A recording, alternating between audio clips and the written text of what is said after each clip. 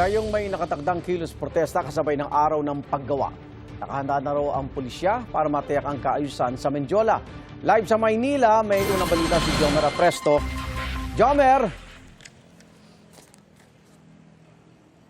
Igan, good morning. Mahigpit na seguridad ang ipinatutupad dito sa Mendiola sa Maynila ngayong Labor Day. Binarikadahan na ng mga otoridad itong gate na Mendiola.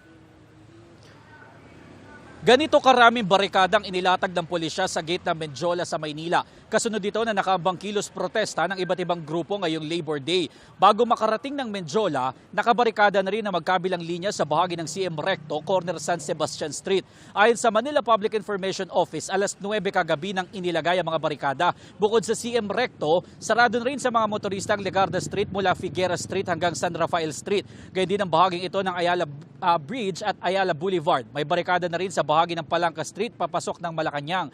Sarado na rin ang Magallanes Drive sa Liwasang Bonifacio mula Jones Bridge hanggang MacArthur Bridge. Ayon sa National Capital Region Police Office, aabot sa mahigit 7,000 police personnel sa ilalim ng Civil Disturbance Management ang magbabantay sa iba't ibang bahagi ng Metro Manila.